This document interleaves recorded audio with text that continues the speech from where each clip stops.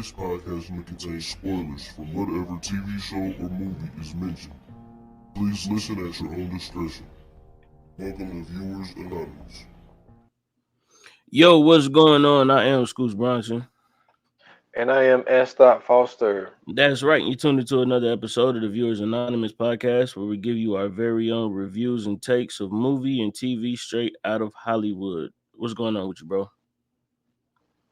Man, can't call it, man. Unfortunately got a lot of shit going on, but you know, I'm gonna get it all handled. But other than that, man, just been getting some new content in, which I'm excited about. We just got the list done. I'm excited of what's to come. But also before I get in to ask you how you doing, you know what I'm saying? One day, you know what I'm saying, give you a shout out, man. Your birthday was the other day, so just wanted to say happy birthday, you know what I'm saying? Another year. You know what I'm saying? Getting older out here in these streets. Yes, indeed, man. I appreciate it, man. The big 36, bro. The big 36, man. Man. Woo. It was a beautiful, beautiful birthday, bro. I ain't gonna lie to you, man. What's up? I woke up. I take that back. I didn't. It ain't even start from there. It started on Sunday night. So Sunday, I take my kids back to the crib. Well, I take my kids back to their moms, and then I get home, get on the game. You know what I'm saying? Get back to the dynasty. And then 12 o'clock hit. You know what I'm saying? All the homies tell me happy birthday and shit. So we finished the game. We probably stayed up to about like 4 or 5. You know what I'm saying? Get done with that. I wake up. I went out to work for a couple hours. You know what I'm saying? Just to have something to do, because everybody in the house was gone. I was the only one in the house. And then I stopped at Hot Head Burritos, which is like the makeshift version of Chipotle out here. I don't know if that's everywhere. So got me a nice fat ass burrito. You know what I'm saying? Chicken, double meat, pause, you know what I'm saying? Sour cream, corn, taco sauce, salsa, you know what I'm saying? Extra queso, you know what I'm saying? The works. You know what I'm saying? I did it up. It was my birthday. Stop, you know what I'm saying? Stop to the drive-thru, grab me 2 tall cans of Modelo and the orange mustard, you know what I'm saying? Come back home, get back on the game, kick it, give me, you know what I'm saying, eat my lunch. And then shit, after that, bro, it was all good. My mom came home. She bought me she got me a bottle of wine and some you know what I'm saying, some gummies, some edible gummies. So you know what I'm saying, did that. And then she bought me some of these cheese curls by the Grippo company. I don't know if everybody know what Grippo is either, but I think that's only in like certain places. But so I had them, you know what I'm saying, sat back, kicked it, drunk my wine, you know what I'm saying, took my gummies, and I was out like a light, you know what I'm saying, like a fucking light, bro. And then woke up this morning, I ain't do shit, bro. Best birthday I ever had. That's what's up, man. Absolutely, bro. Yeah, I'm trying to It was have amazing. a similar birthday like that when I hit the, you know what I mean? You know what I'm saying? I'm gonna hit the 4-0, man. You know what I'm saying? Yeah, man. Hey, man. Embrace it, bro. Embrace it. Oh yeah. A lot of niggas ain't made it this far, man. You know what I'm saying? Hey, bud, I'm embracing them. I got the grays in here, but I got the grays up here. I've been had them. I got one somewhere in here, and then I got like a couple of them sprawled around up here. So yeah, it's getting there. Oh yeah. I'm embracing it though. For sure. I ain't gonna do the what Mike Lowry was doing in Bad Boys for Life. He was like, man, he said, man, you're dying your goatee. He's like, I ain't dying my goatee. He said, you sure? He said, that's Coco Brown or something. He said, but yeah, don't get the just for men, bro. Nah, man, nah. You gotta embrace that age, bro. That's that wisdom. Oh yeah, for sure. But man, also real quick, man, I just want to say, you know, I'm super excited because I got to see Deadpool and Wolverine as well. I haven't yet. Hey man, good movie. It's a good movie. It's a real good movie. It's a real good movie. I like Deadpool because it's like a filler in between, like, you know what I'm saying, all the shit that's going on, especially like when it's like when it feel like a dead spot for the MCU, like they throw Deadpool out there, and man, it was good. It was real good. They had a lot of shit going on. I was like, yeah, that's dope. So one thing too, man, I'm sick and tired of the multiverse shit. We can end that. We can end that shit now. For Man, the comic you books, jumped I'm on my cool. side of the tracks, man. Yeah, the comic book shit, I'm cool. You know what I'm saying? Because it's different versions of comic books. They tell different stories. You know what I'm saying? Certain people do certain shit. But with everything else, come on, man. Everything can't be multiverse. God damn. You know what I'm saying? They make a multiverse of every goddamn thing. They got cooking shows with multiverses in it. Shit is ridiculous, bro. This shit is ridiculous, bro. Shit. That's enough. Um, Oh man, but major news, man. Robert Downey Jr. is coming back to the MCU. You know what I'm I saying? seen it. As I seen Doctor it. Doom, which is, I don't know, man. I've been seeing the you know what I'm saying, the feelings on it be real split.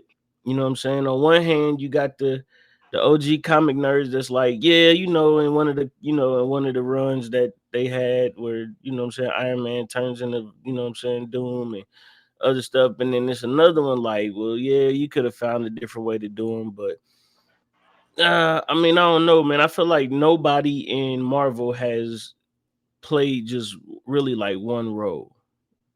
You know what I'm saying? Like at least the major players haven't played one role. Maybe Chris Hemsworth is and Mark Ruffalo are the only ones. But before he was Captain America, you know what I'm saying? He was fucking Johnny Storm, the Human Torch, and Chris Fantastic Evans Four. Yeah. And then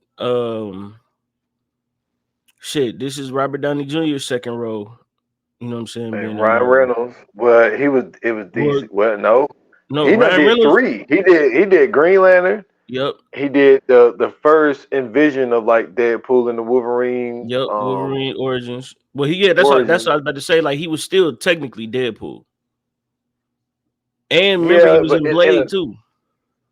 yep, yep, and Yeah, Blade Trinity. he was So in Blade Trinity. it's like I get it, but I think this one felt different though. It Like did, this man, one had because I think they was looking for a more menacing person to play Victor Von Doom. Even though I don't think he's gonna play Victor Von Doom, I think he's just gonna play the Doom character. But nah, mhm, man, I don't know about that. yeah, yeah. Yeah. And honestly, I don't even like my excitement is kind of going away with Mm-hmm. Marvel. Like it's not as exciting as it was. You know what I mean? It used to be like, Mm-hmm. oh, this is coming out then. Let me mark my calendar, and it's like, you know what I'm saying? It's just kind of like I'm not as excited like I was. Well, I feel like once you watch Wolverine and Deadpool, you'll get some of that excitement back Okay, because the okay, way that they pulled this off, um, because I'm not gonna tell it, but the TVA is in this, and if you know what I'm saying, you mm, remember the TVA from Loki, so they're in this. So I don't know how this plays out, like as far as like where this goes, and because like this, I think this is the first. I want to say this is the first Deadpool movie with the actual Marvel thing in the beginning of it. Because usually the other ones didn't have that.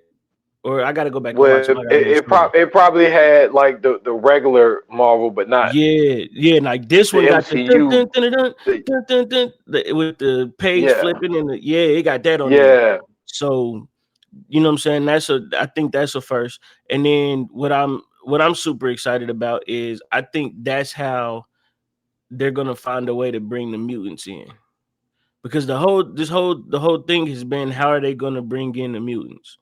You know what I'm saying? Now that they've acquired Yeah. the rights and all that from Fox and everything, I think that was the biggest thing is how they were gonna do that.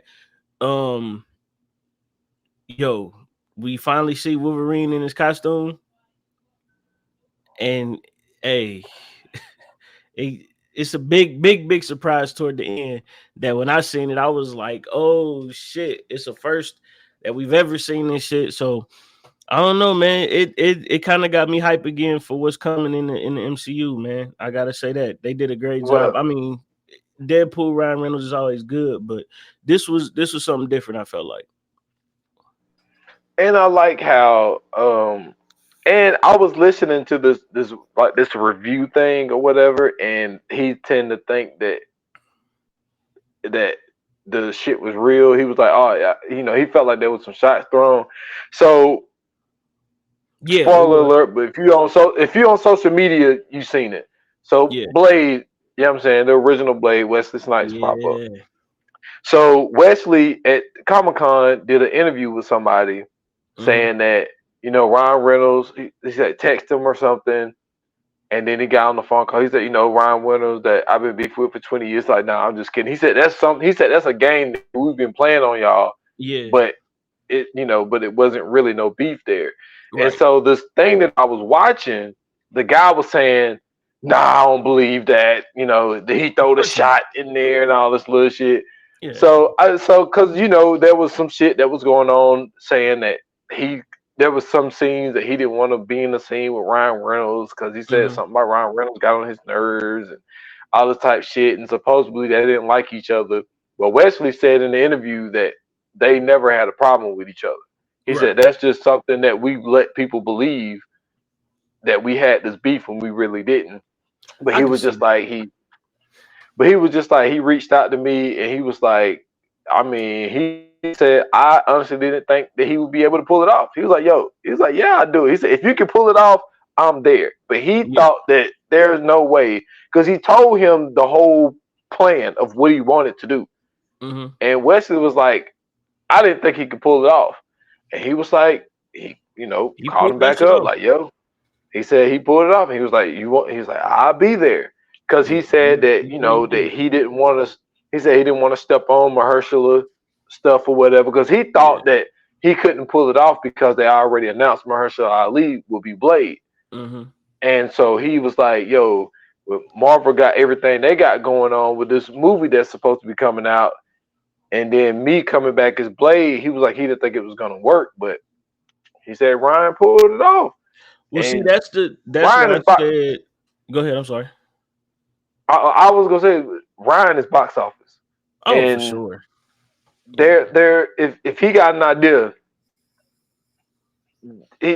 I'm pretty sure Marvel like whatever you need because we Oh struggling yeah. right now. Well, see, this You know the what I'm thing saying? too. This is excuse me. This is the thing too. The fact that that's why I said like in the comic books with the comic book movies, the comics and all that other shit, superhero movies, I don't mind the multiverse thing because it makes sense. You can do Wesley Snipes cameo as Blade in any movie because you could just say multiverse. They went through the multiverse, went to go get, you know what I'm saying, the old Blade and brought him back. Because he's not the only one that comes back in this. There's a couple people that come Oh, back in this. I've heard. I've heard Yeah. a few things.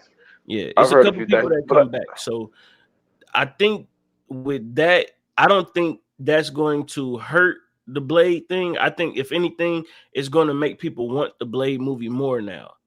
After seeing him back in, you know what I'm saying? Seeing him back as that character, coming back, bringing it, you know what I'm saying? I think that's going to help people be like, all right, we want to see what this new Blade is talking about now. Since, you know what I'm saying, they was able to get the old Blade on there. He got a little different look to him now. A bunch of different shit. You know what I'm saying? I think that'll help out though. and before we start, I want to give another shout out. First of all, shout out to Ryan Reynolds for Yes. even all of this, even having that idea, but also the appreciation post that he put up for Wesley Snipes being Mm-hmm. his Blade, and saying that he said that he is the MCU daddy. He said Mm-hmm. because he was like, if it wasn't for the Blade, like we talked about when we did Yep. Blade, if it wasn't for Blade, none of this MCU shit ever would have fucking happened. Because No, because Marvel was all people was bankrupt. getting was corny ass Batman and fucking Well, Superman Batman is movies. DC, No, I'm just talking but about both of just those are DC. as far as Oh, you saying just in superhero general? movies. Oh, okay. Yeah. But yeah, he wanted to let everybody know that if it wasn't for the original Blade movies, that none of this stuff was gonna happen. So Yeah. I appreciate Ryan Reynolds, you know what I'm saying, putting out that, on his social medias and all that type shit. Like letting everybody, like all these newer generations know, like all of these Avenger movies and Iron Man movies and Yeah. all of this shit y'all see is all because of Wesley Snipes and fucking Blade. So I Absolutely. appreciate him doing that. Absolutely, man. So all right, man, let's get into it. Let's talk about what we came here to talk about, man. Um Once again, I'm gonna say it again. I think this possibly could be one of the greatest movies ever made. From beginning to end, it is an amazing movie. Um, Amazing cast.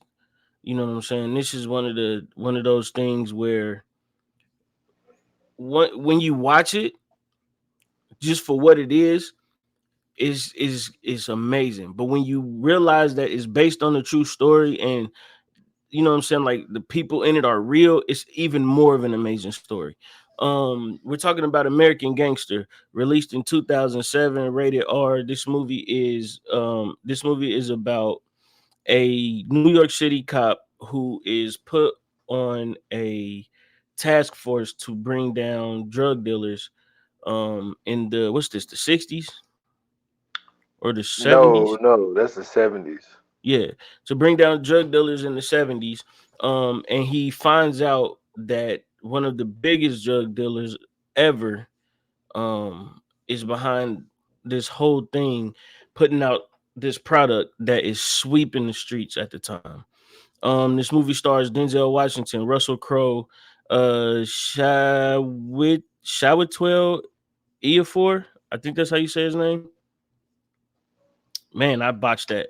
Josh Brolin, um, Roger Goubner Smith, Jason Hawks, the RZA, Cuba Gooding Jr., Ruben Santiago Hudson, Ruby D is in this. Uh, it's a shit ton of people in this film, bro. John Ortiz is in this. I already said Cuban Gooding Jr. Joe Morton is in this. Armand Asante is in this. Idris Elba is in this. Common is in this. Ti is in this. Um, that's just to name a few. John Polito is in this as well. But so going back and rewatching this, how did it feel? Man, listen. First of all, I can rewatch this movie at any time of the day, year, morning, night. Like this is honestly from start to finish, like you said, really one of the best movies to ever come out. Like Mm-hmm. it's like this movie to me is damn near flawless. Yeah, And already out there it's a 5. So like yeah. but for it to be a true story and for me to have the privilege to be around a person who actually have a different point of view of it because they witnessed what we saw in this movie. Mm-hmm. He witnessed it, you know what I'm Real saying, life. Yeah, in real life with his own yeah. eyes and actually ended up questioning, one of the greatest actors ever of like, why would he even do this movie? And what I'm talking Mm-hmm. about, people, is, you know what I'm saying, the great rest in peace to my guy, Uncle Washington. Yep. You know, like I told y'all, he was from New York. He didn't move to South Carolina till 2000. Mm-hmm. But so he, when I would talk to him about this movie or how great this movie is, he was like, I can't believe Denzel Washington played him. And I was like, why would you say that? He was like, because Frank Lucas literally destroyed Harlem. You know what I'm saying? And he was like, I seen like even everything, and it was so perfect that they put Bob Womack song across 110th Street. Yeah. If y'all ever heard that song, like that's it. That's exactly what it was. Like 110th Street, like all of the shit that he said in the hook, that's the type of shit that you see going on. Like Mm-hmm. it was hard to just even cross the fucking street. You know what I'm saying? And like so Washington always looked at it like, why are y'all glorifying this man? Yeah. You know what I'm saying? He looked at it from that point of view because he was in Harlem during those times. Right. So I can understand from his point of view of why he would view it the way that he viewed it, and me viewing it the way that I'm viewing it. Like, also, me, doing the type of things that I do, I always try to mention that I don't glorify these people, Mm-hmm. but I'm super interested in those type of drug dealers, to the Yeah. point where I do my drug series on the 28 minutes or less. And I've done Frank Lucas. Well, I comboed Frank Lucas uh with Nicky Barnes, which Mm-hmm. Nicky Barnes is in this movie Yep. as well. But nah, man, I love this movie. I respect my guy's opinion. When he was here, because I didn't see this stuff firsthand. Right. You know what I'm saying? And he saw it firsthand, and he saw the damage that it did to people, primarily black people. Um, and he was just like, you would just see women out there selling baby clothes, trying to sell a baby just to get their hand on Mm-hmm. some blue magic. Like, so I have like a little bit of a different perspective when I watch it, but I still appreciate the art so much to Mm-hmm. where, like, this movie is amazing, dude. Yeah, for sure. Well, this is the interesting thing to me, man, is that Harlem is a very, very interesting place. And I say that because this isn't the as far as the time that we're supposed to be in this movie, this isn't the first time that something like this has happened, and it's not going to be the last time that something like this has happened. You know what I'm saying? Because we still got the crack epidemic that's about to pop up in the 80s, right? Hmm. Before we even get to cocaine in the 60s and 70s and the 30s, and well, in the 20s, 30s, and 40s, you got heroin, you got heroin, you still got cocaine, and then you also got weed, which is a major, major thing back then. And that's when, excuse me, that's when like the Renaissance and everything was going on in Harlem. And then after the Renaissance, you get like the big jazz, and you know what I'm saying, the jazz boom that happens, and all of that comes into play. So this is a place that has always seemed to be riddled with some type of addiction crisis, or some type of drug crisis, or some type of crime crisis, any of that. Like that's it, it always seems that way, but also it's always seeming to be like the center of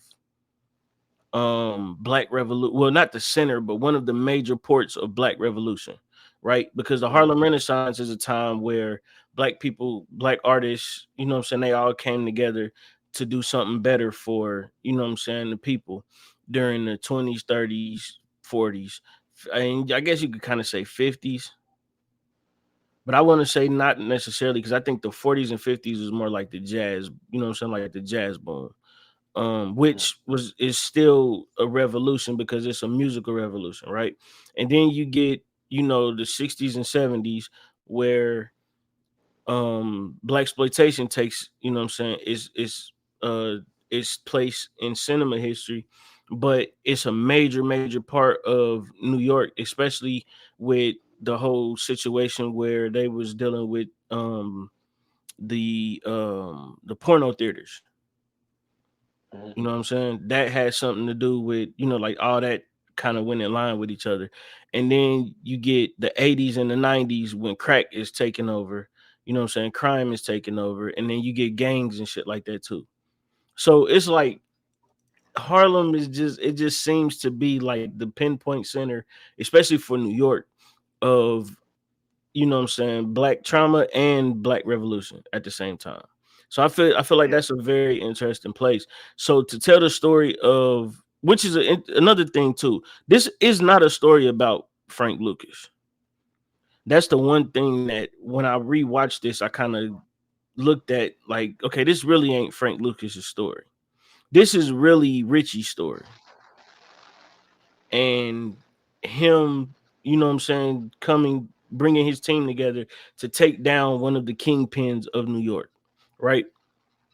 And a lot of this movie, it kind of focuses in on It kind of focuses in on Frank because you have to understand where Frank comes from, what Frank did, how he got there, what he was doing. You have to understand all of that.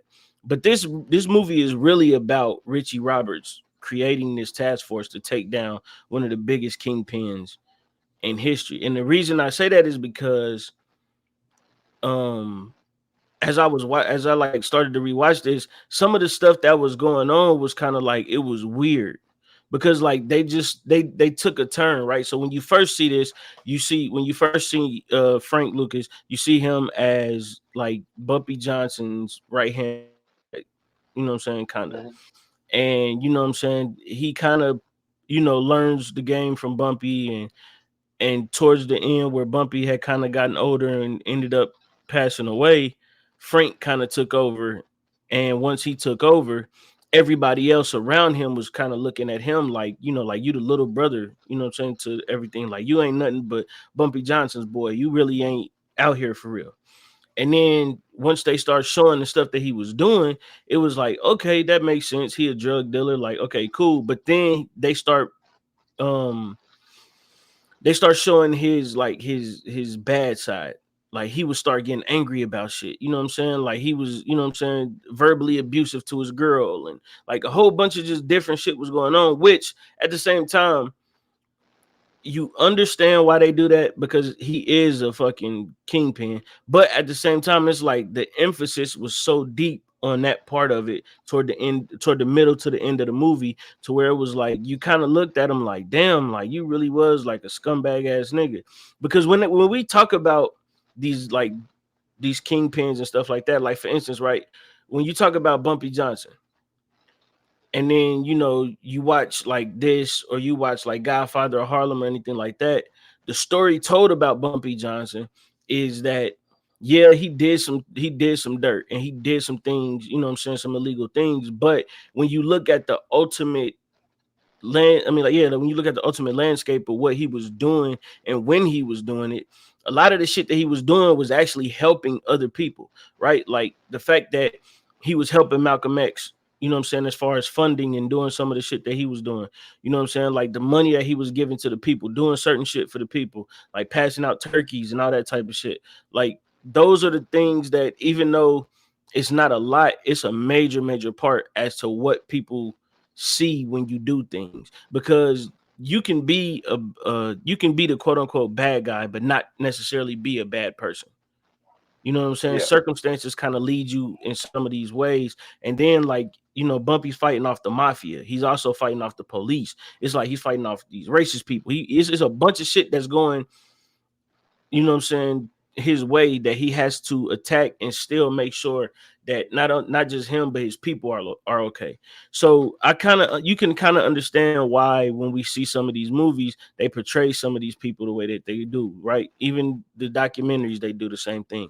When they talk about Nicky Barnes, we don't really hear about the bad shit Nicky Barnes has done. We talk about like the fame Nicky Barnes had ended up garnering, right? The fact that he was on the front cover of a magazine being called Mr. Untouchable, even though everybody knew what the fuck Nicky Barnes was doing. So with this movie, like this movie really showed like that dark side of Frank Lucas being a kingpin. So that's what kind of drew me to the fact like, okay, this ain't a Frank Lucas movie. This is a Richie Roberts movie. I hear what you're saying, but you know what it reminds me of? When you look at it that way, when it's based on two characters, but you can't have one character without the other. Hmm. Judas and the Black Messiah. Like Absolutely.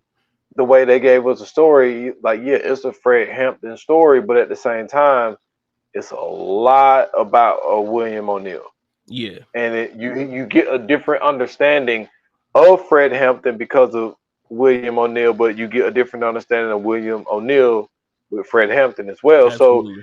this is the same thing with Richie Roberts and Frank Lucas because Frank came up the way that he came up, and then Richie came up the way that he came up Hmm. because Richie was looked at, and that's another thing that really became like um one of the foundations of this movie is the fact that when Richie found that quote basically $1 million Right. and he turned that shit in, his partner told him, like, yo, we turn this shit in, nobody is gonna work with us. And then you see that trickle down effect of Richie turning that money in. And it really gave you a different perspective. But it also, like, that, just that part right there is so fucking layered, right? Because you have, okay, so you turn the money in. So now nobody want to work with them. So, like, the whole situation where his partner, you know what I'm saying, shot this damn junkie guy over some money because he was a junkie too. And then, so what he do? He's like, he basically turned into a junkie, all this type shit, and then dude end up dead with some blue magic, right? Mm-hmm. So now Richie is focused on figuring this blue magic shit out because his partner died from it. But then you also got the part of when you look at his wife and shit, with his ex-wife, when they were going through the custody battle, like she was like, "Yo, Richie, you think you're different and you're a better person because you turned the money in, but you lie about everything else." So it's like he was trying to wrong or right by turning money in, right? But in essence, like, it didn't make him any better, really. But also, Richie never would have got the invite from the one guy to create his own team, his own task force, if he never turned the money in. So it's like there's so many layers to the part of Richie turning the money in instead of just keeping it like his partner wanted him to do. Absolutely. So it was, like I said, like this story, the story of, because if you watch The American Gangster on, well, the series that used to come on BT, if you watch that, the one on Frank Lucas, Richie's in it. Yeah. You know what I'm saying? Because they formed a relationship, at the end of the movie. Yeah. And not only is that crazy, so Richie went to fucking night school to become a damn prosecutor. Prosecute Frank, the only person he ever prosecuted. And then as soon as that case is over, this motherfucker turned into a defense attorney. So he go to put bad people away and then turn around and start defending them because of the relationship that he built with Frank. So I thought that was interesting, and I also think that makes Frank more interesting because of the type of person that he is. As bad as he is, he comes off as likable. So I think like with Richie, as much as the movie kind of portrayed him wanting to lock him up, but you also got to remember when Frank got out, that was the first fucking person that he saw was Richie. Yeah. And Richie got him on his feet when he got out of jail. So, which there's the alternate ending to the movie. Like, there's two endings. Yeah, there's two endings to American Gangster. When did this happen? It happened when the movie came out. Like, you had to have like the DVD and shit. Okay, so talk to me about this. I've never seen the alternate. Okay, so I'm guessing the ending that you saw, Frank, walking out of jail. Yeah. And so he walks out, and then the thing behind us started to shut down. And so then the Public Enemy song started playing. And like Frank just standing there looking around, and then it said, "Can't touch this," and then it goes black and it's over. Yeah.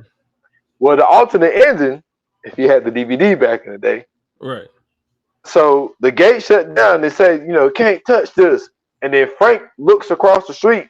Richie's standing there. Yeah. So Richie comes up to him, gets him a cup of coffee. So they're just walking through New York, and Frank looking around, looking like how much New York now changed. He's like looking around, and he just can't believe it. Like he's looking around, like what the fuck, And so Richie says something to him, and then you could tell like they about to strike up like a crazy ass fucking friendship. And like the way the movie ended was Frank go to take a step off the curb, he didn't look, and like Richie kind of holds him back, and then a car almost hit him, and so then he just had like this shocked face on his face, and then the movie ends. So like Yeah, that's like the alternate ending to the movie. It's like as soon as he got out of prison, Richie was right there, and I've they've never been seen that in my friends damn ever whole life. since. That's wild. Yeah. I never knew this. You just learned me something. I never knew that. That's crazy. But no, it's super interesting um the fact that that happened because there was when this movie had came out, right? And this is 2007, so I'm a senior in high school. I'm sure you probably like in college by now, right? Yeah. So uh Jay-Z does the unofficial soundtrack for this film and entitles it American Gangster as well. And it's music that's inspired by blah blah blah blah blah, right? And it's a song. I forgot what song it is, but I think the lyrics kind of go something like "Don't compare me to Ludacris. I'm not a rapper." No, he said. No, he said I'm more. Yeah, he said I'm more Frank Lucas than Ludacris. No, he was saying something like I'm a trapper, not a rapper. I'm more Frank Lucas than Ludacris. Like Luda, my dude, I ain't trying to diss, but Frank Lucas is cool, but I ain't trying to snitch. And so, Frank Lucas had responded to that in an interview, and around this time he was getting interviewed like crazy because of this movie. And so when he had said something like tell that boy or something that you better be careful who he playing with and all this other shit. But I found it interesting because I'm like, well, I was always on the side of the nigga didn't lie, you did snitch, nigga. You told on everybody. Well, he didn't tell on everybody. Well, not necessarily everybody. I'm just saying, like, nigga, you snitched though. You told on Like everybody, nigga. he like I'm not mad at the people he snitched on. Mm-hmm. Because, and this is the thing, right? So, and the interesting thing, and this is one of the reasons why I did them together, Yeah. as far as not depreciation, but the episode I did, I Right. entitled it New York, New York, right? Yeah. And the reason I did it is because Nicky Barnes is in this movie. You know what I'm Right. saying? Portrayed by Cuba Gooding Jr. Right. So he snitched in the absolute fucking worst way possible. And this is why I really don't fuck with Nicky Barnes. Well, right? I think everybody knew that nigga was a snitch, though. You can't be on the cover of a magazine called Mr. Untouchable as a nigga in New York in the 70s. Well, I'm not talking about that part. Now, maybe he did snitch then, but I'm talking about when he got locked up and sentenced to life. Mm-hmm. And the reason Nicky Barnes got out and got in protective custody was because he sold out all of his people that was running his organization once he got locked up. He sold them out because the head dude that kind of took his spot started fucking his girl. And so he snitched on everybody. The game and I was like, bro. You gotta live with regrets. And I'm like, yo, and then he talks about it. He was like, what I was supposed to look like, I'm in here and she's supposed to be my girl and she having sex with one of my guys and all this type of stuff. It's like, dude, that don't make you any better of a guy. Like, you a snitch, no matter how it go. Like, nah. But Frank, you know what? I agree, but I understand. I do. Yeah. But see, I understand, but at the same time, the reason why I lean more the other way is because when it comes to the type of the game that they're in, there's only certain type of women that could quote unquote survive in that game. And they got a type. So the type is they like flashy drug dealers. Who like she's not gonna go back to going to go work at Burger King or some shit. She's just gonna find another drug dealer. Like that's her type. So I just feel like, dude, like that's makes sense to me that she would go to you know what I'm saying, another guy that sells drugs that happened to be in the team. Now Frank was just more like he already had a complicated relationship with the police anyway because of the whole story of his cousin, you know, getting his the shotgun barrel, shoved into his mouth, knocked teeth out, and blew his head off, and all this type of shit. So Frank always been like, fuck the police. Mm-hmm. So when Richie was like, Richie told him, he said, you can either live. He was like, you can either stay in jail, and you can be a wealthy man in jail and never get out, or you could be a poor man. I forgot how he put it, or serve some time and be out and be a poor man or some shit like that. And he was like, so you want me to snitch? And he was like, man, he's like, I ain't gonna snitch or something. And then he was like, and he said, what, you want me to snitch on your friends? He was like, they ain't no friends of mine if they took money from you and type shit. He was like, so you telling me you want cops? He was like, I take them too. So he snitched on all the fucking cops that he paid. I'm not mad at him snitching on the cops that he paid. I'm not mad at him snitching at cops neither, but he ain't just snitch on cops. Maybe he didn't.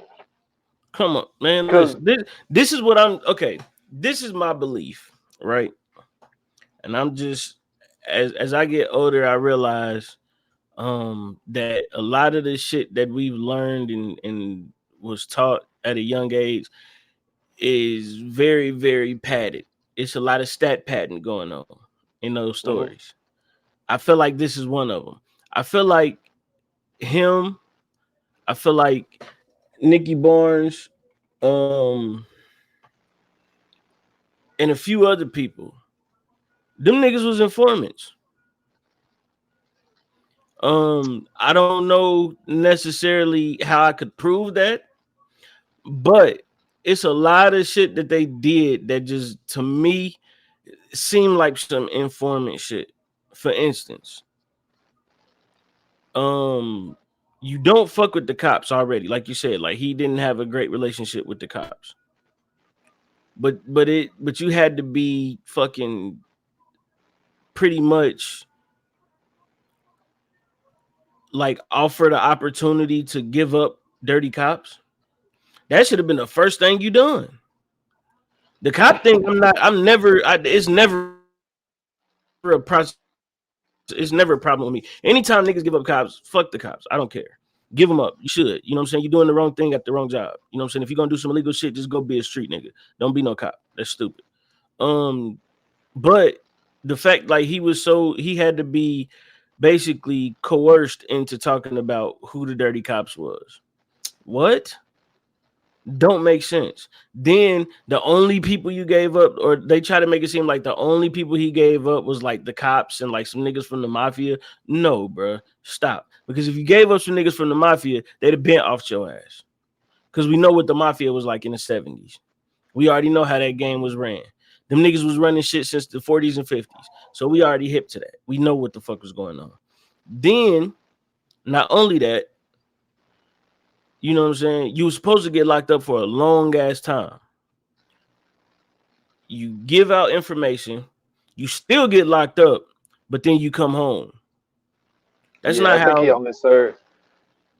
Yeah, that's not how being an informant works.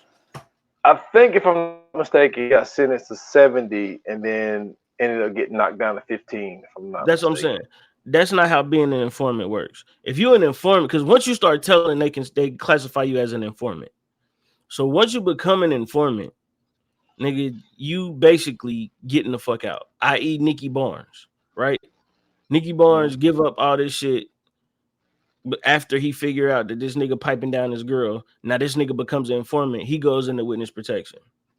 So not only did you snitch, you didn't go into witness protection, and they made a movie about you. That's some informant shit, bro. Come on, man. That's what I'm saying. A lot of these niggas ain't who we were raised to believe they were, bro. It don't make sense. That's just like when they tell the story about the Kennedys. They tell the story about the Kennedys and how they got their wealth. The Kennedys got their wealth from supposedly bootlegging a long, long time ago. And because they was bootleggers, they eventually somehow got into politics. That don't even make sense. How you go from bootlegging liquor to ending up in politics? Nigga, what? Because when they talk about it, they don't say like, yeah, his great granddaddy was bootlegging and they came up. No, this nigga dad or granddad was bootlegging liquor in the South, the Middle South, and then nigga they moved and was like, yeah, we rich now. We're one of the rich families. No, man, this shit been set up for a long time on how this shit was done. This shit is all a scam. I wouldn't be surprised if that motherfucker had something to do with the prohibition, bro. And he was bootlegging, never got caught though. Believe it, that's unbelievable. He was bootlegging like a motherfucker, never got caught, but everybody know they was bootlegging. That sounds like some shit that you working with some motherfuckers on. So I feel like Frank Lucas was a fucking informant from the get-go. For Bumpy Johnson just so happened to die. Frank Lucas sees an opportunity, takes over. You know what I'm saying? And they can't figure out who the fuck is bringing this pure fucking cocaine out here on the streets. Who the fuck is going to get this shit and how are they getting it? But this is the crazy part, though. But this is the crazy part about this whole shit. And this is another thing that makes Frank's story stand out a little bit more than other people, you know what I'm saying, who was coming up around that time. Is the fact that Frank was sitting there just watch, because, you know, for people that don't know, the Vietnam War was the first televised war, right? Where they was covering on the news how many people died, how many people that, you know, Americans killed. To be fair, though, it really wasn't no TVs before the Vietnam War. Yeah, and like we got footage of like World War II and shit, but like obviously it came out later and shit. Yeah. So Frank is sitting here watching the footage and shit, come up with a whole fucking idea, because one thing that they were talking about on the news was a lot of the you know what I'm saying, the GIs were getting hooked on heroin. So he has a cousin. It's not really his cousin. It was just his cousin's ex-husband. He know he out there. So he fucking called him up, tell him, you know, basically what he want to do. So he flies out there.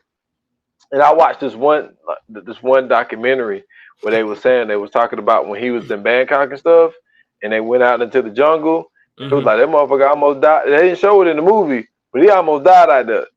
He got sick as fuck. He got sick as fuck, dude. And they was like, he almost died. Like, cause they said he had to stay over there for like 2 extra weeks or some shit because he was so damn sick.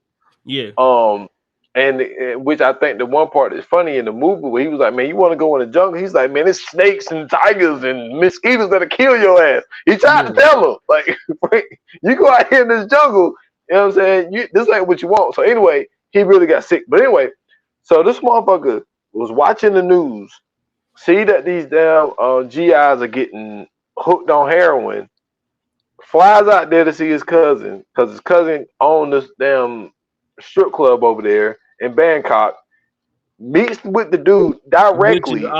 Which is already questionable. Now it's been confirmed though. It has been confirmed by multiple people. Strip club in Bangkok is questionable as fuck. Oh yeah, because if you know what goes on there, that's weird. Go ahead. But so get 100 keys and but he told my man, like, I don't want nobody to, you know what I'm saying, chop it up. Like I wanna get it, go to the source. And this dude gave them what his cousin said it only gonna cost $50,000. Frank gave him $100,000. And this dude was using the fucking caskets. Well, but also, that's a good point. Using caskets, but also using the fucking U.S. Army people, using the Army to bring heroin from now. But quick question. Okay. How the fuck do you connect with the Army to get drugs moved to the U.S. from a whole nother country without having some type of connection? The cousin. I'm not talking about that common connection. I'm talking about real connections, bro. Do you know the implications of some shit like that? That's why. Well, first of all, the government always they shut that story down Exactly. and tried to say that, I you wonder know, why.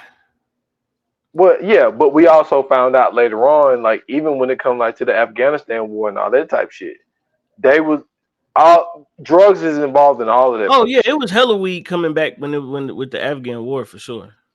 Well, it was even more than weed because it was cocaine too. Oh no, no, I'm just saying though, but it was hella weed getting over here. Like Yeah, niggas was smoking Kush like crazy. That wasn't nothing but Afghani weed. yeah, because like there's documentaries about saying like that war is really got a lot to do with drugs, Opioids, all that shit. drugs, and weapons because Yeah. they was using like same thing. The whole shit with Snowfall. You know what I'm saying? Mm-hmm. Drugs, guns, paying people off, and all that type shit. So it's just ironic that this black man from North Carolina that moves to New York, fucking just happened to have a cousin in the damn military, and he's using the military to bring drugs in I don't believe none of to that. the fucking country. I He said, believe "Yo, that I believe that nigga called his cousin, and because of who he was already an informant. That nigga made some calls like, "Hey, I know how we can start taking some of these niggas down. I'm gonna go over there. My cousin can give me a connect. I'm gonna bring some of that shit over here, and if I bring it over here, everybody else gonna try to figure out how to do that shit, and they gonna want to do the same thing. And then when that happens, how do you come up with the whole shit with the Oliver North and all that shit? You already did it. You did it in Harlem. So now you just take the shit to LA. yeah, Same fucking way that it was done there. It gets done there. All of a sudden, crack becomes a thing, and it was created at UCLA. Who the fuck was making crack at UCLA and why? That's what I'm saying, man. I know it sounds like a conspiracy, but I'm telling you, that nigga been an informant, bro. Cause you ain't no way. It's hard for me to believe this dude who, first and foremost, you just got in position as the big dog. And this ain't never been something that y'all did before. So finally, when you finally in position, you go over there, you do this out of the blue. This is just a new thing for you. You do this out of the blue, and you bringing this shit back, and you consistently doing this shit, and don't nobody know you bringing this shit in. Don't nobody got not one idea that you bringing in dope through fucking dead soldiers' caskets. Come on, man. yo, that's just that sentence is just so wild That's what I'm to saying. even think. Like nobody knew that you was doing this. None of these niggas got caught. Like these niggas was just smooth as enough, or you had connections with the right niggas in the military to be able to pull this off. Come on, bro, stop, man. Ain't no way. Dude, That's hard to I believe, hear you. bro. That's hard to believe. Hear you.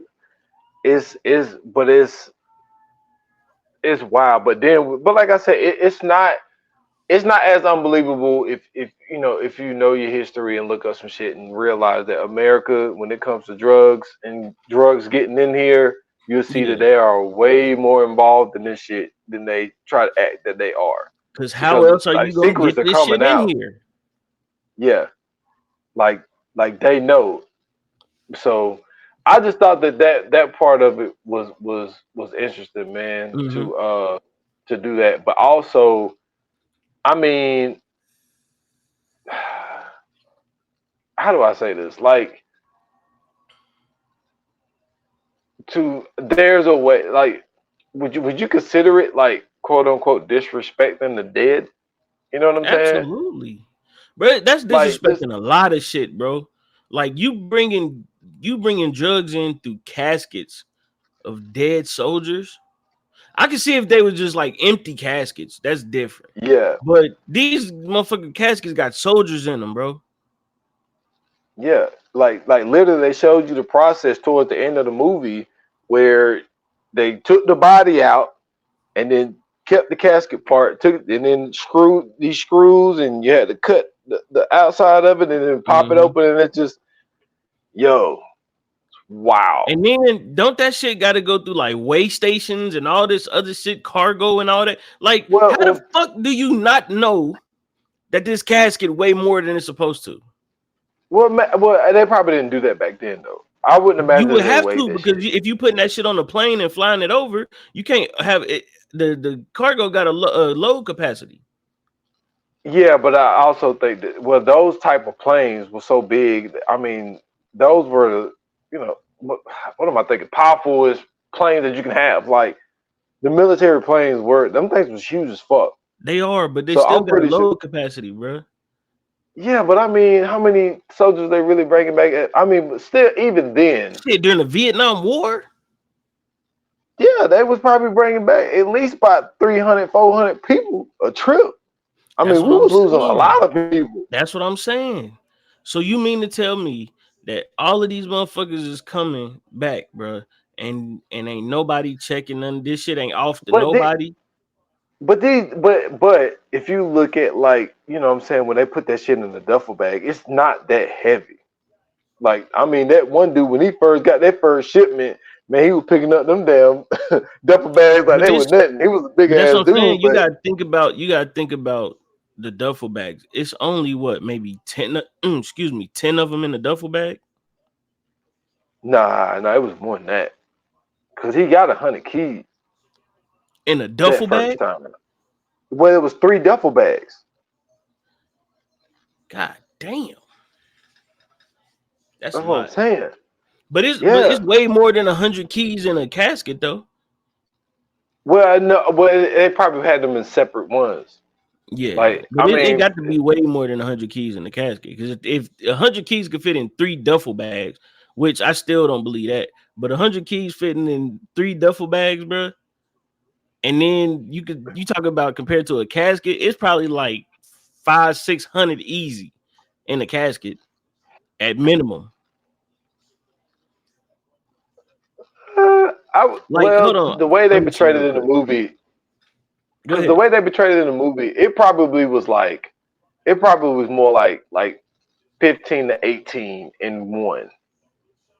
The way they portrayed it in the movie, but I mean, I hear what you're saying, but I just don't think that. Oh yeah, come on, bro. Something is off. Something is off. So look, point 453 kilos equal a pound, bro.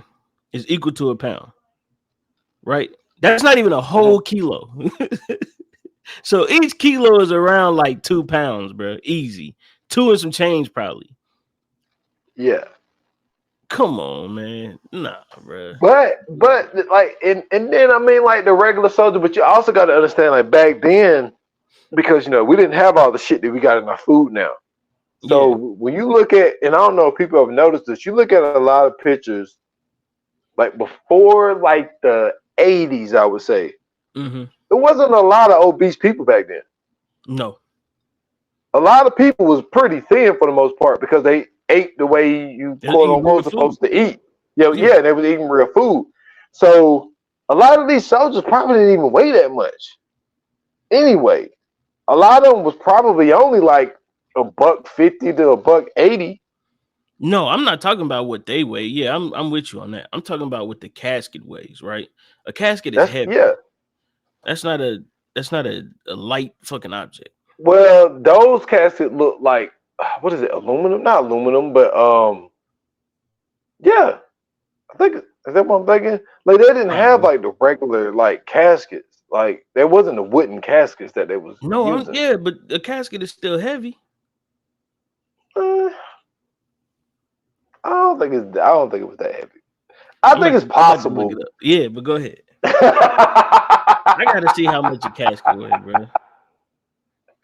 Make sure you put the old fucking caskets that they was using in the fucking Vietnam War. But that part of it was super crazy. But I got to get into one of my favorite scenes of this movie though, because we haven't really talked about the movie that much. My favorite scene of the movie, and I had posted it on Instagram, like maybe like 2 years ago or whatever. And it's the part where Nigga. a standard casket. A standard casket, right? A standard casket usually weighs between 160 to 220 pounds. Hold on. Now what you gotta show me a picture of this. Are we talking about the caskets that they was using in the 70s? We talking about a standard Man, casket. no, man. Listen, You we looking at talking the about a wrong thing, standard man. casket now, right? If you let's No. go back to the 70s. That motherfucker had to weigh between easily 120 to fucking 200. Nah. That's Nah, what I'm you saying, bro. looking at It takes 6 people to carry a casket. Nigga, that shit ain't light. hold on, wait a minute. Hold on, you looking at the wrong thing. Because let me see.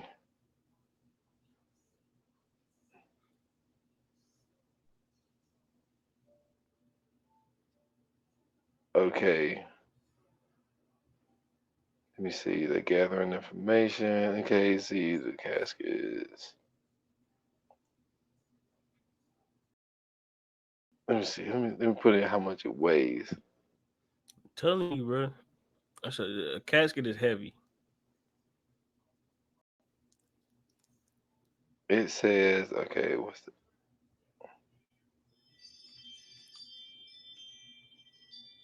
see that's the regular. I'm not talking about them type of caskets. I didn't even look up wooden casket. I just put that says a standard casket. So if they was made of aluminum then, they definitely got to be made of them now. And it should really be Okay, lighter material now. boom. It says on average, soldiers in the Vietnam carry between 60 to 100 pounds. Oh, wait a minute. That's The shit that they no, that's carrying talking over. about carrying. Well, no. That's yeah. This is some other shit. Anyway, fuck all that shit, man. Look, I'm this is telling my you, favorite bro. part of the movie. That shit Goddamn, is off. That something is off. man. So it was to set it up.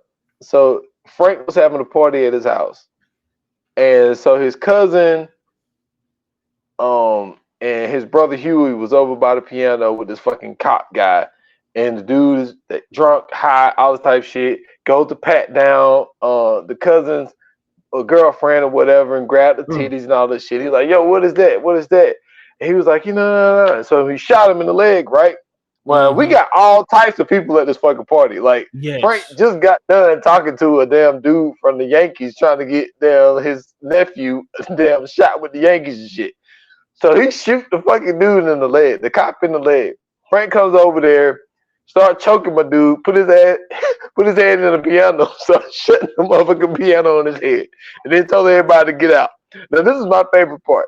The favorite part is when I already know what you about to say.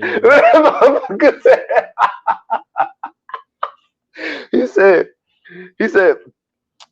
when he was trying to clean the that carpet stuff, he said, "Man, that's alpaca. That $25,000 alpaca." He's like, "You gotta You don't block that scrub shit. that Put shit. the You gotta club block soda on that it." shit. Hey, that motherfucker went over. He went over. He went over to Huey.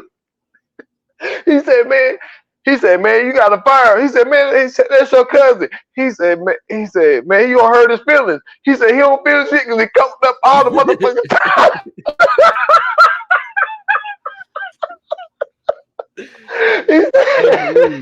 That shit was crazy. Hey, what that motherfucker said? He said, "Take the sunglasses off." And that boy snatched the sunglasses off and threw him in that thing and knocked that one over. He said, "Boy, y'all some simple ass niggas." Hey, boy, I was like, "Yeah, this shit is amazing." But that was some of the I best feel him though. acting of all time. But I feel him though. You fucking oh up the man, program, man. First and foremost, why is the cop here? man, That's the shit that I'm talking. Do you come on, man? This shit is not making sense, bro. This nigga has a cop. Whether he on payroll or not, this nigga has a cop at the fucking function sniffing fucking dope. this is true.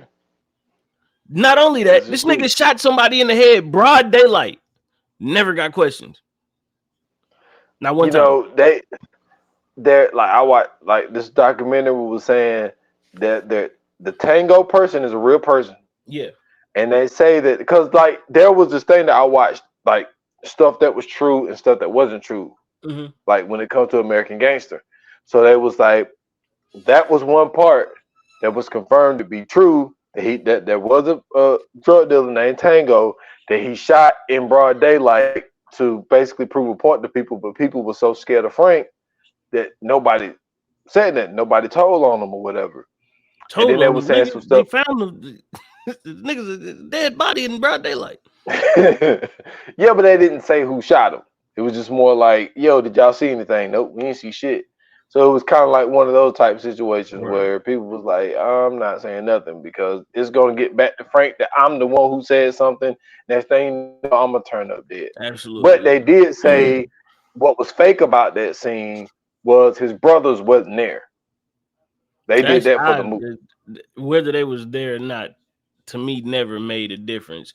Nigga, it could have been him and Tango outside, and he could have shot that nigga. And I still want to know why the police have not been passed to question him about this his fellow peer drug dealer. Because that's the first thing the police do. They go find all the drug dealers. Hey, what you know about this nigga shooting Tango? Nothing? All right, get it. Beat it, kid. Go to the next nigga. What you know about this fucking killing about Tank? Like, come on, man. That's simple police work. This nigga, Yeah, nobody came to him like, hey, Frank, man, just want to let you know, they questioning niggas about, saying this nigga Tango getting killed. None of this shit happened. but now what I don't know as far as timeline, if it got to the point that it did, because something else they show you in this movie is when you look at the cop, was it Rupo? Was it Rupo? Was that Josh Brolin?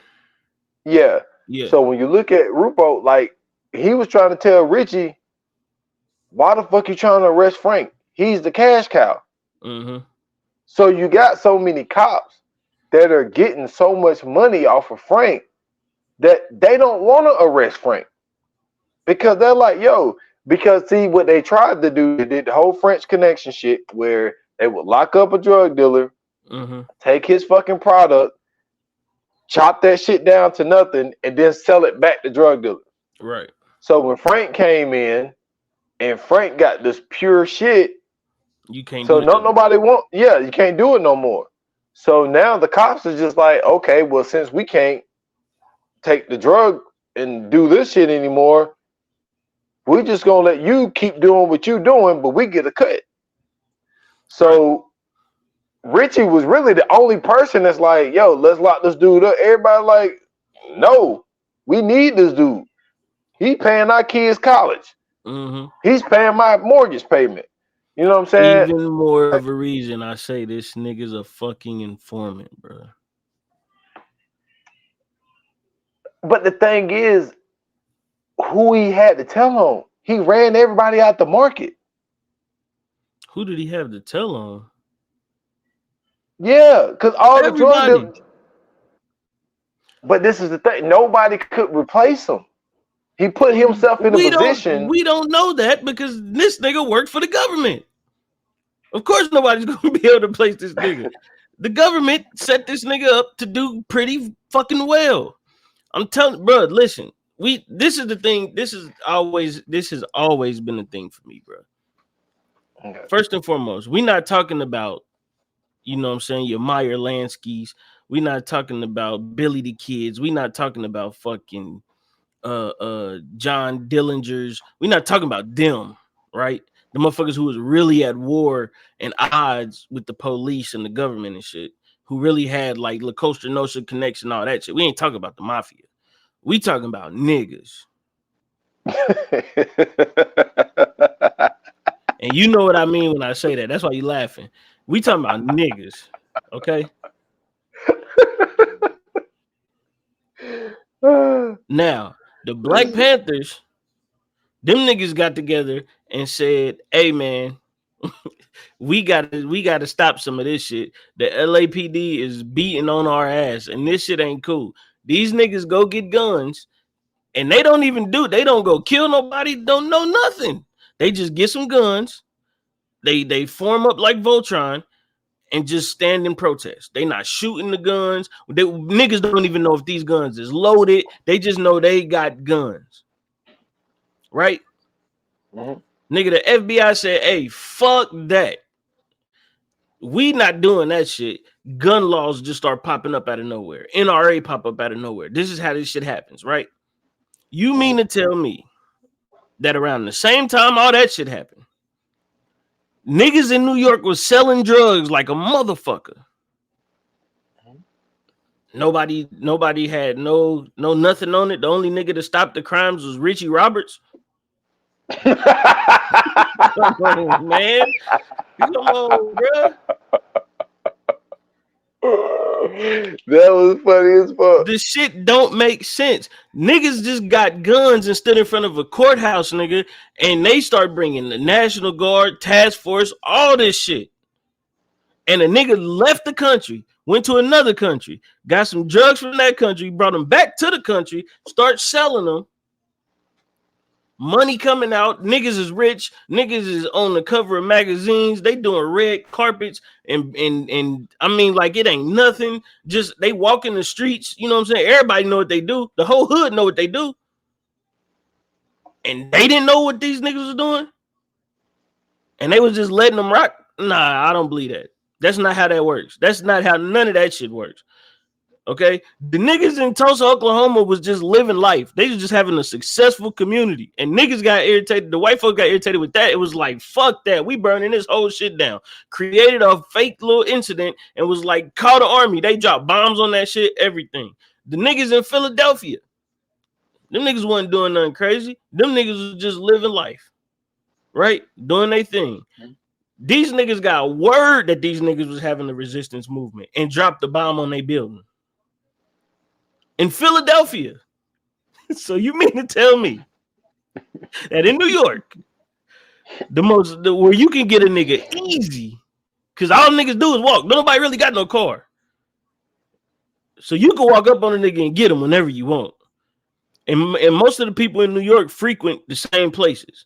You mean to tell me that this nigga, Frank Lucas, not only walked up on somebody broad daylight, banged him with the hammer, went to another country, brought drugs back from another country, got the best product on the market. Nobody know what's going on. Can't nobody figure that shit out. Man, stop. Stop it, man. No, bro. And no. And them niggas knew who Huey P. Newton was right after that nigga walked in the building.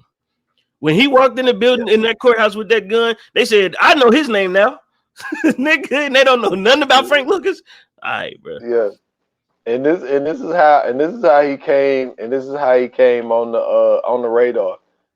So his wife buys him a fucking chinchilla jacket and a chinchilla hat, and he go to the Muhammad Ali Joe Frazier fight, have a better seat than all of the other damn drug dealers and cops and all this type shit.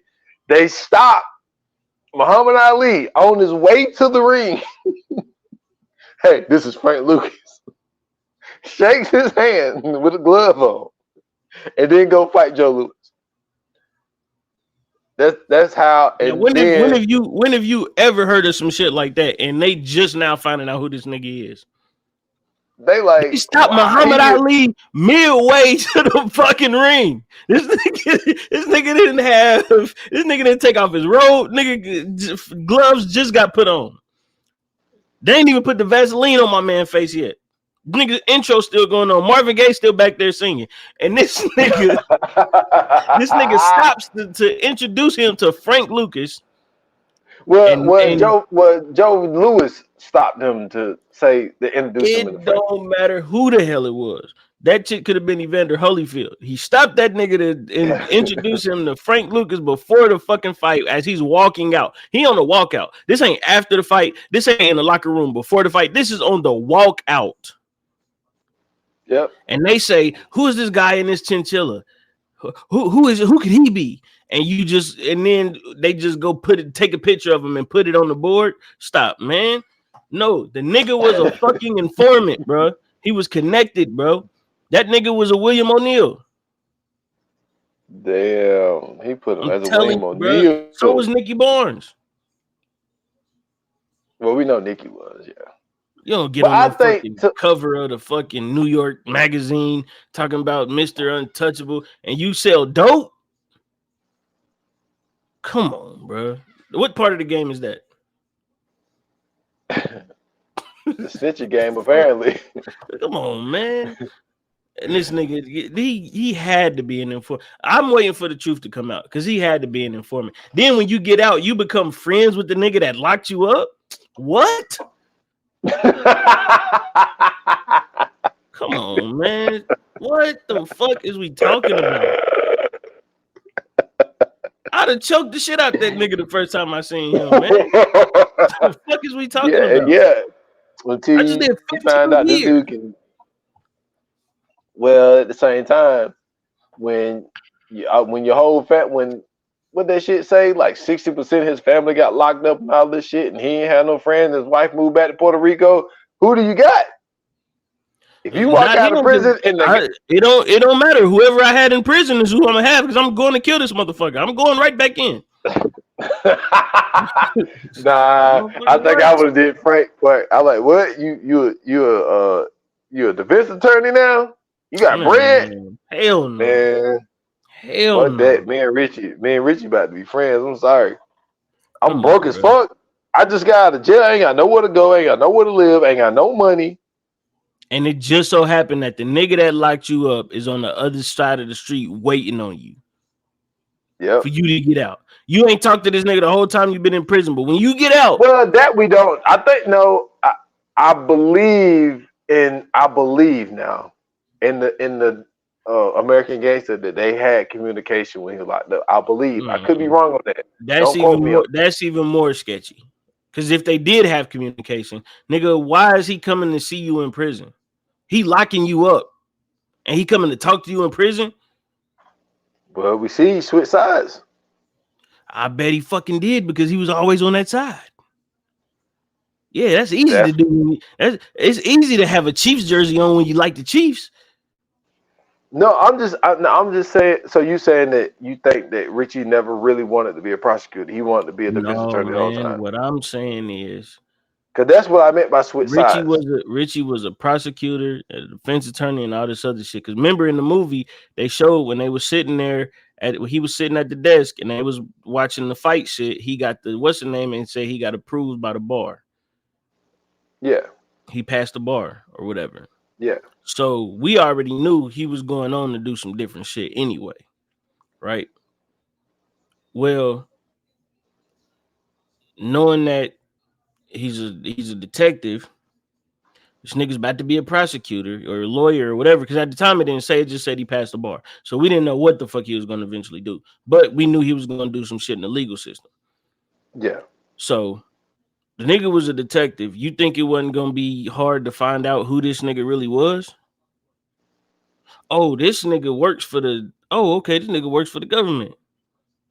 Then out of the blue, he just get picked to be a part of a task force to take down drug dealers. Just randomly, him at all people. They knew he was gonna pass. They knew he passed the bar already. They knew what the fuck type of cop he was, even though all the rest of the niggas around him wasn't that type of fucking cop. Like, come on, man. All this shit is sketchy, bro. I don't believe none of this fucking story. This story is weird as fuck. That's what makes this such a great movie, because this story is weird as fuck. You take the most honest cop you know, and you put him around a whole bunch of other cops who ain't nowhere near as honest. But they honest enough to work with him. Cool. I can see that happening, I guess. Then that's the task force you use to bring down the drug system in the hood. Not in the whole area of New York, but where the hood is. Because they care that much about the hood to stop the drugs from moving in there, even though we clearly seen in the 80s that wasn't the truth. Come on, man. They do everything in the power to tear down the hood, but they want to stop drugs from flowing in that motherfucker. Man, come on, bro. Stop. Some shit just don't make sense, bro. Everybody on the radar except Frank Lucas. They had Bumpy Johnson on the radar. You didn't know about Frank Lucas? Y'all didn't know who this nigga was? This was this man's damn near right-hand man, his assistant, basically. And y'all ain't had no idea who this nigga is. You never heard of this nigga before the fight and seen him in a chinchilla. Come on, man, stop. That's crazy. And you see that all the shit that he was talking in the movie and all the stories he was telling wasn't even true about Bumpy Johnson. Yeah. I'm saying, how many times you see Frank Lucas in Godfather of Harlem? I've been waiting on that, and I'm like, okay, so what? This shit is later. Like, is it gonna be in the 4th season, the 5th season? Like, when the fuck does Frank Lucas pop up? Like, I wonder why. so I've been waiting on it because I watched Godfather of Harlem. I know, that's why I'm asking you. Yeah, I know you do, and that's what I'm saying. Have you seen Frank Lucas yet? Because the way that the movie portrayed it, this nigga was around Frank Lucas all the time. This nigga was a chauffeur. This nigga he taught him how to be a gentleman and all of these other things, all this cool shit that he was giving the Miss Puerto Rico game about. And then the show come out and all you know is this nigga cool with Malcolm X. Come on, man. You ain't seen Malcolm X in that movie one time. You don't? Well, no, I'm tripping. That's in the 70s, right? So you ain't gonna see Malcolm X. Never mind. Well, it's kind of like yeah. Yeah, because Malcolm died in the 60s. Yeah, he gonna be dead. Yeah, he died in the 64. I think 64. I think 64. 63 or 64. King died in 68. Yeah, King died in 68. Yeah. Did he? Or 68? Yeah. It was 68. It was 68. 68. Yeah. So I'm just saying, man, it's a lot of shit that just, you know what I'm saying? Because another thing I thought was weird that in the movie when he was talking to the lady that was playing Miss Puerto Rico, he mentioned Martin Luther King. Nigga never mentioned Malcolm X. Not one. Uh-huh. You didn't hear not one mention of Malcolm X. In Harlem? Come on, man. What we talking about? I mean, you got a point, but I mean that also could go to the writers too. True, but I mean, if this is a story about niggas in New York and Harlem in the fucking 60s and 70s, nigga, the Muslims was a very major, prolific, you know what I'm saying, group around that time. Yeah, you know what I'm saying? Definitely. We ain't even see no Muslims. I ain't hear Salam Alaikum, Inshallah. I ain't hear none of that shit. You know what I'm saying? In Harlem, that's the thing. That's what I'm saying, bro. We talking about Harlem. Oh my gosh. Come on, bro. Come on, man. Wow. We talking about Harlem, bro. Facts. In the 60s and 70s. And you ain't see none of that. This nigga mentioning Dr. King. That's a wild reference to mention. Knowing the connection that he had with Bumpy Johnson, knowing that Bumpy Johnson had the connection with with Malcolm X. None of that gets mentioned. You know what I'm saying? He barely talked about Bumpy for real. You know what I'm saying? By this time, I think they showing Bumpy like he's super, super old. Yeah. So, you know what I'm saying? Like, I don't know, man. Don't get me wrong. Like I said, this is an amazing movie. But once you know certain shit, like especially like history and just regular fucking facts, you know what I'm saying? Some shit just don't make sense. You know what I'm saying? And the fact that this nigga was just doing shit without fucking no type of reprimand. I'm talking about he was running free in that motherfucker. Let them tell you. You doing all this shit, and out of everything that this man was doing, nigga never got questioned by the cops. Even though he don't fuck with the cops, never got questioned by the cops. Nigga, none of his niggas got questioned by the cops. A whole cop got shot at his party. Nothing happened. This nigga has to go to work. You mean to tell me nigga got shot and went to work and they was like, how you doing? No question about what happened, nothing. What? Like, seriously. Like, when you put this shit, when you put this shit in perspective, bro, this shit, a lot of this shit don't make sense. These niggas shot a cop in the knee. That nigga didn't get arrested. He didn't get questioned. Yep. Come on, man. beat his cousin up in front of the whole party, and That's what I'm nobody saying. did His say cousin nothing. never got questioned for shooting a cop. That nigga is not Well, untouchable. he did, yeah, because remember he ended up shooting his girlfriend, and he the one who they put the wire on, and Oh, that's right. That's how they ended up finding out he After was they found using. out who he was, after they found out who Frank was. Yeah, yeah, Exactly. That's what I'm and they saying. was sitting outside the cousin house. But you know how long ago this nigga shot the fucking cop? I mean, I Come don't know. on, man. I don't know the timeline though. No, I'm just I saying, don't like know the in that, timeline. if you watch the movie, right? It's a couple scenes that happen in between the cop getting shot and this nigga going to the fucking fight. Yeah, And they wait till they find out who Frank Lucas is to then go to the cousin and interrogate this nigga. Come on. well they did. Well they were just watching them, and Same they thing. just happened to get lucky Yeah. that this motherfucker got drunk and shot his girlfriend on the street, and then they interrogated him. Bro, listen, man. That's what I'm saying. We are talking about black people in this instance, bro.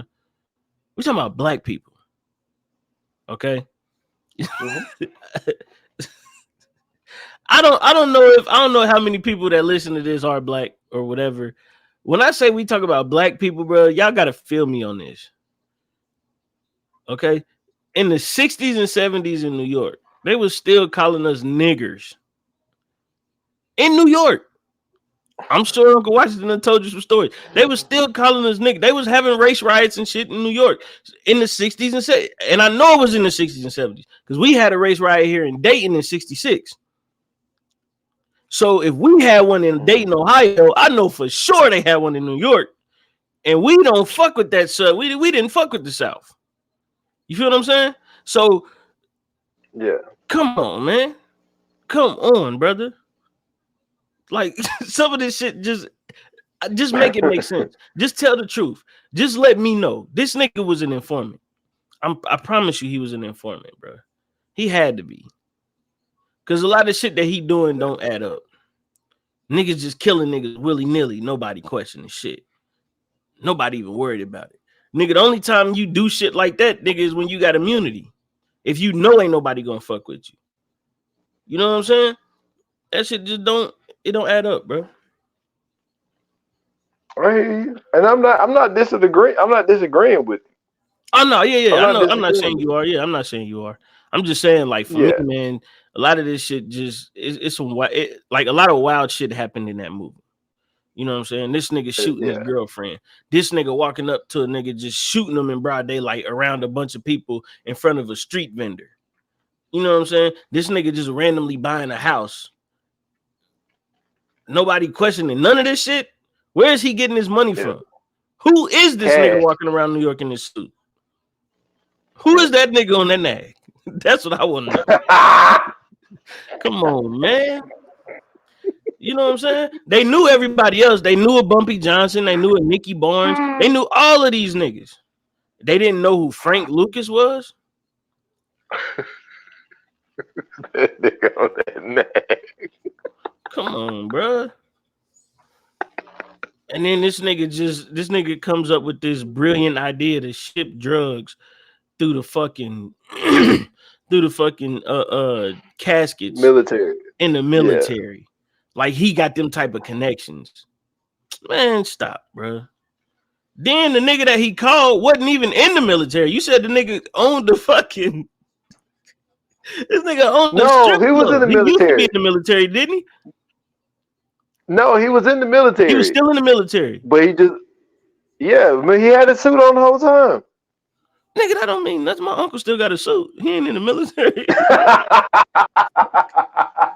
He still got his suit. That don't mean nothing. That nigga get dressed right now. You know what I'm saying? I'm just saying, man. Maybe he wore that shit at the fucking strip club. Oh man. Yo, boy, Are you you saying stupid that as he fuck. owned the strip club when at the time of him contacting Frank Lucas, or at the time Frank Lucas contacted him, or is this like some shit he did later on? The way they portray it, it was at the same time. See, that's what I'm saying. That nigga wasn't no goddamn military, man. That nigga knew niggas in the military. He probably was in the military, but he knew niggas in the military, and they was at his strip club all the time. And he just decided, because you know at that time niggas couldn't let it go, so he just kept wearing the uniform. Cause why the fuck? How the fuck are you in the military and you own a strip club over there? That's a wild ass situation. Like what the fuck? That is. Nigga, that's like you getting flew over to Afghanistan and you over there and then you just randomly own a burger joint over there. Like nigga, what the fuck? How the fuck did you even find the connection to get a strip club? Yo, boy, you stupid as fuck, man. Man, what is we talking about, bro? That's what I'm saying, bro. Like some of this shit, man, it just I don't know, man. I feel like I've been lied to so much about history, bro, that some of this shit you really gotta. I don't know. It just need to be put in perspective. A nigga in the military in Vietnam during one of the wildest wars of time owns a strip club.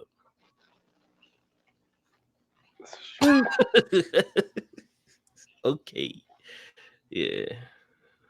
I guess, man. But he got enough connections to. I mean, I guess if you could own a strip club in Vietnam in the military, you definitely had the connections to ship cocaine and caskets. It's the way they betrayed it to us, man. And nobody was none the wiser, huh? Nobody had no ideas. They just out here taking out bodies, putting them back in. Nobody says nothing. So after this was my question. I got this question too. So after they take the body out and remove all the kilos, what do they put in place of the kilos back in the casket so the body don't like fall through? No. So like the way it was in the movie, right? So it was like you got the bottom of the casket, right? Right. And then like there was another layer, like they would put the drugs in there and then they put another layer on there and they would screw it in and then they would like use that's the, what like that's the what I was asking. blowtorch So they had type to thing. unscrew that and then take Yeah. everything out, screw that back in. Okay, cool. That makes sense. That makes sense. Yeah. Okay. Yeah. I don't know, man. It's certain shit, bro. That just, I just. No, I feel you. Shit just it's like some of the shit that niggas was doing back in the day, bro. Is like, come on, bro. This nigga had to be one of the niggas that got picked to do this shit. Cause just a motherfucker just randomly just. First and foremost, I know the connections he had from Bumpy, right? So that makes sense. So you know what I'm saying? Niggas know him as Bumpy Johnson's boy, right? Yeah. Cool.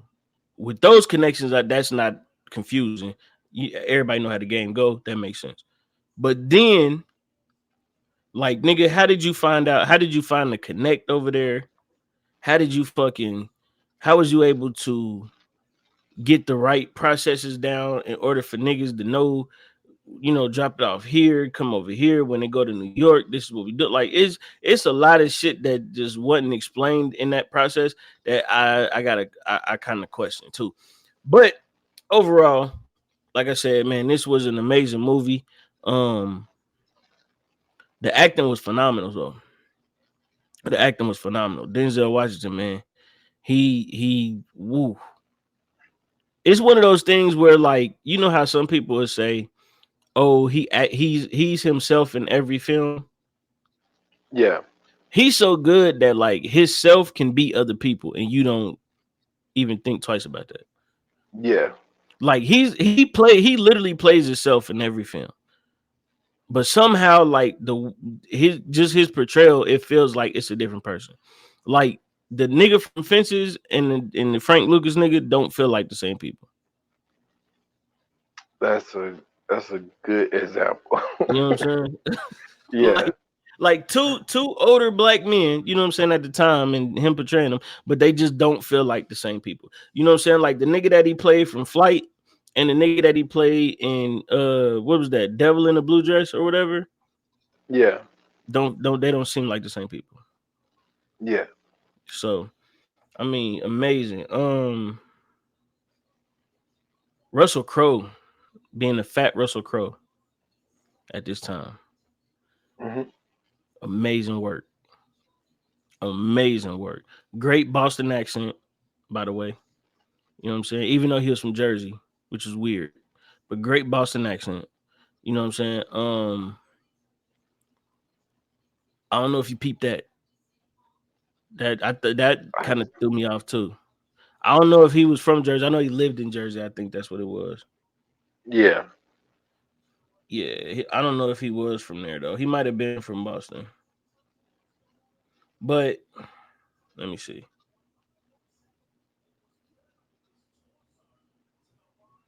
Ah, man, this nigga was born in New York. Yeah, nah, this nigga from the Bronx. That nigga had a Boston accent. Nobody said nothing about that, by the way. Thought that was weird. Damn. But outside of that, everything else, it was pretty good. One more thing, bro. The RZA, you know what I'm saying? Common, T.I. I thought that was dope as fuck to have people from the culture, especially prominent people from the culture at the time in this film. Yeah. Because you know what I'm saying, like they did it, they did their fucking job. But I will say this: Common being T.I.'s dad, not believable, bro. That is so hilarious, Not bud. believable, bro. Mm-mm. These dudes are like 2 years apart. Yeah, I'm gonna say niggas the same age. Niggas the same age, bro. But Tip's such a little nigga that you just be like, you look at him like, that nigga like a kid. Yeah, he could be 19. At the time, that nigga looked young as fuck, bro. He did. He was like 30, 31 or For some sure. shit. He was the only believable nigga in ATL, by the way, too. He was the only Yeah. one that looked like he could have been in high school. That's funny. Everybody else looked grown and a motherfucker. And the twins, I forgot about the twins. The twins looked like they could have been in high school too. But Nunu, she looked like she just graduated. You know what I'm saying? Like, nah, bro. Oh man. But nah, Hilarious. I thought it was super dope to see, you know what I'm saying? Like, super dope to see that cast and the people in there, you know what I'm saying? Very interesting choice of castmates. What's dude's name? Fuck, where he go? Yeah, Joe Morton. He played Charlie Williams, the dude with the blonde mustache and the comb over. It ain't a nigga on earth that had a blonde mustache in the 70s. Stop it. Yo. That was a very peculiar choice to add on to that character. And I believe with every bone in my body, that nigga never had a blonde mustache. Not being in no criminal world, you ain't had no blonde mustache. As a black man, Dude, I just never thought about it that way. that's Like what his I'm character saying. never really stood out to me. That's the first thing that stood out to me when that nigga came on screen, and I looked. I'm like, bro, something off with this nigga mustache, and I keep looking. I'm like, is his shit blonde? I'm talking about hair black as night. Nigga got blonde mustache. What the fuck is that? I have no Weird, idea. man. Weird, man. That is weird. It is Weird weird. as fuck. So Definitely I don't weird. know. I don't know. It's that's one of them things that it stuck out to me. It's a lot of stuff in here that I was looking at that I was like, nah, but you know what I'm saying? I thought that it was dope. My favorite line in this is when he talking to his brothers and he talking about the brand. He like he Yeah. said, you know what I'm saying? My brand is like Pepsi. You know what I'm saying? It's a name. Blue Magic. You know what I'm saying? It's a name, nigga. Like this shit means something on the streets. Like I like that was my favorite scene when he was breaking all that shit down when he brought them niggas up there. You know what I'm saying? Another funny part was his brother. What was man? I don't know that nigga name. T12. I don't know how to pronounce that shit. Huey. Huey. He was Huey. That nigga brought Huey up there to work with him. This nigga was trying to get employment from Nicky Barnes. What type of ungrateful shit was that? The fuck? That shit was weird, man.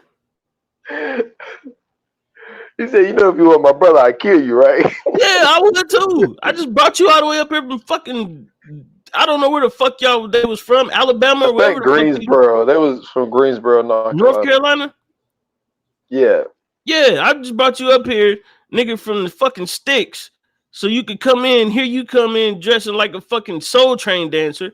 First off, second, nigga, you trying to work with Nicky Barnes? Bitch, I'm right here. I run this shit. I brought y'all up here, nigga. Don't you try to get no fuck. What the fuck type of shit is that? That's like the motherfucker who owned Walmart. His son want to go work at Meijer. Nigga, what? Fuck out of here, man. The fuck type of shit is that? That was fucked up, man. I didn't like that shit at all, bro.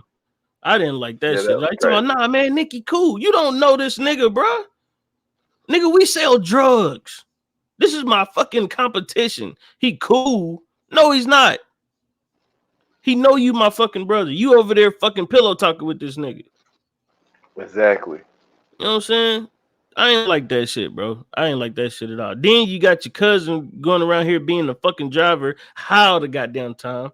He shoot a motherfucking. All of this shit is just bad. He should have just stayed to himself. He should just stay to himself. He should just got his mama that motherfucking house. Let them live in that motherfucker and be on his fucking business, bro. Let that nigga start a fucking car service or something up there. Who knows? But this ain't the job for them. These niggas weren't ready for that. Not at all. Yeah. Then T.I., I want to work for you, Uncle Frank. Come on, man. This nigga trying to get you on with the Yankees. And you trying to sell drugs, nigga? And you trying to sell drugs. Your dad talk about you throw a 93 mile an hour fastball and you want to sell some fucking drugs? Yeah, that was crazy. I was disgusted at that scene, bro. When they said, I said, nigga, what? Nigga, you about to go put on the fucking pinstripes and you talk about selling drugs, bro. Man, I want what you got, Uncle Frank. After you get that first contract, you gonna have what Uncle Frank got. What the fuck you talking about? Come on, man. This, I'm telling you, bro. Right, that's what I said. Certain shit don't make sense, nigga. There has never been anybody up until probably like 2013 that said, I'm going to leave my dream of making it to the major leagues alone or to the league, whatever league. I'm gonna leave my dream of going to the leagues alone, even though I'm right at the cusp of it. And I'm gonna go sell drugs. Nobody up until like the 2000s has ever did that, bro. Imagine Satchel Paige out there. Yeah. This nigga, one of the greatest pitchers of all time, just throw down his glove and was like, fuck that. I'm about to go sell some heroin. I'm about to go sell some moonshine. Hey, but it is fire and flames time, boy. I apologize for my rant, I apologize for my rant, bro, but I had to get that shit off my chest, man. Let's get into the fire flames, man. You ready? Yo, Satchel Paige. I'm just saying, that's the first baseball player that popped up in my head. Ooh, that's hilarious. Oh, man. That's funny. All right, man. Let's do it. Yoga fire. Yoga flame. All right, man. What you give? Well, I already said 5. I'm going 5. I did too. 5. This is an amazing film. We didn't really speak because it was mostly my fault, but we didn't really get to speak as much about the cinematics of this movie.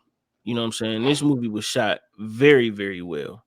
You know what I'm saying? It in a couple scenes, it made you feel like you was in the room with them. Sometimes, you know what I'm saying? Not only that, it felt like you was in 1970s Harlem in this movie. You know what I'm saying? I think a lot of movies have a real tough time trying to recreate the feel of what, you know what I'm saying, those areas were like, especially when they're trying to do like time period pieces. Hmm. But it definitely felt like, you know what I'm saying, like the 70s in New York. You know what I'm saying? With the way that the characters were, from the way that they dressed, the cars that they were driving, the music that they had playing, even though the Anthony Hamilton part was a little, I don't know about that one, because he was like on some like modern day R&B shit on that scene. But um but just like even the people that they brought into it, like bringing Joe Lewis in there, you know what I'm saying, having, you know what I'm saying, Miss Puerto Rico in there, you know what I'm saying, just little shit like that, you know what I'm saying, the whole Nikki Barnes thing, um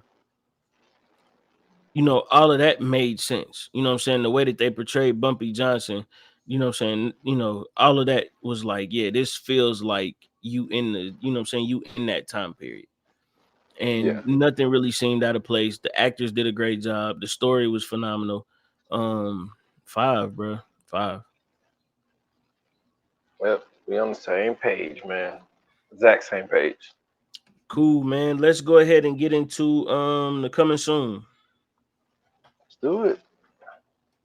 Coming soon to own on video and DVD. All right, now, so the next episode is going to be a fun one. I'm finishing this series up as we speak. We are covering Presumed Innocent on Apple TV. You know what I'm saying? One of the most talked about shows out right now. I heard it's a lot of twists and turns. It got a little bit of who done it, you know what I'm saying? A little bit of crime, you know what I'm saying? Mystery, you know what I'm saying? Some romantic stuff, you know what I'm saying, going on. So I'm interested to see how this finishes out. And did you already finish this?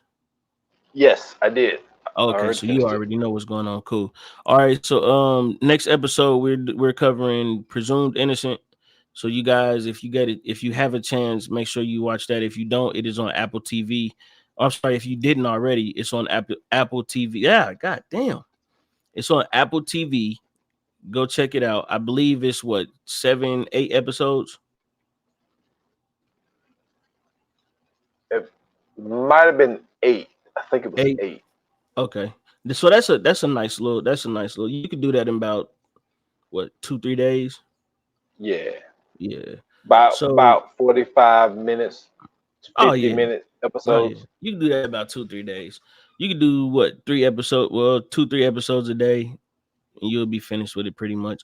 So you guys check that out. Get back with us on the next episode, and we'll discuss it there. If you enjoyed this episode, if you didn't enjoy this episode, if you too, you know what I'm saying, heard the stories and watched the documentaries and everything about Frank Lucas and the crime ridden and drug ridden streets of Harlem, New York, hit us up. Let us know on the socials, on Instagram and Twitter at ViewAnonPod, on Facebook VA Pod Watch Group. You can also hit us up on YouTube. You can leave whatever you have to say in the comments of the videos. Apologies for the last episode. For some odd reason, they decided to strike our account and take the video down. We still don't know exactly what that is. I'm assuming it's because of the title of the video, but I'm still not sure. I went on the playback and there's nothing in there that I can think of that would be counted against. So I'm assuming it's because we titled it after the movie.